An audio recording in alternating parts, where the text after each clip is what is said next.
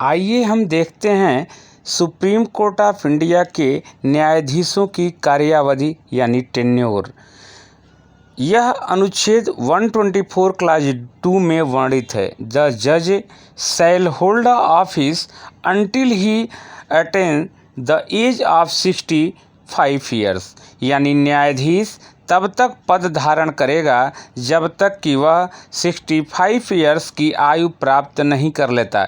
इसी तरीके का प्रोविज़न हाई कोर्ट के लिए अनुच्छेद 217 में है, लेकिन यहाँ यह ध्यान देना होगा कि हाई कोर्ट के लिए जो उम्र का निर्धारण है वह 62 ईयर्स है। जहाँ तक रिजिग्निशंस के बारे में दिया गया है वह यह है कि आर्टिकल 124 क्लास 2 प्रोविजो ए के अनुसार जज may by writing under his hand address to the president resign his office, न्यायाधीश राष्ट्रपति को संबोधित अपने हस्ताक्षर सहित लेख द्वारा अपना पद त्याग सकेगा। उच्चतम न्यायालय के लिए अनुच्छेद 217 का परंतु क है।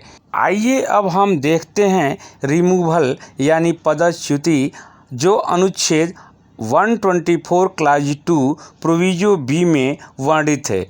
यानी आर्टिकल 124 क्लास 2 प्रोविजो बी के साथ हमें आर्टिकल 124 क्लास 4 को पढ़ना होगा। जज may be removed from his office in manner provided in clause 4 of 124।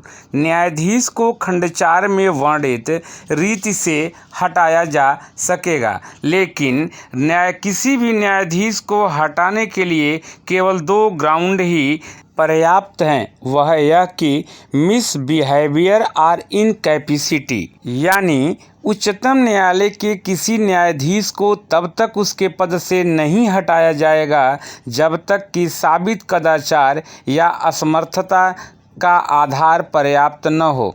ऐसे हटाए जाने के लिए संसद के प्रत्येक सदन द्वारा उस सदन के कुल सदस्य संख्या के बहुमत द्वारा तथा उस सदन के उपस्थित और मत देने वाले सदस्यों के कम से कम 2/3 बहुमत द्वारा समर्थित समावेदन राष्ट्रपति के समक्ष उसी सत्र में रखे जाने पर राष्ट्रपति ने यदि आदेश नहीं दिया है तो यह नहीं हो सकेगा। A judge of Supreme Court shall not be removed from his office except by an order of the President passed after an address by each House of Parliament supported by a majority of total membership of the House and by a majority not less than 2/3 of the members of that House presented and voting has been presented to the President in the same session.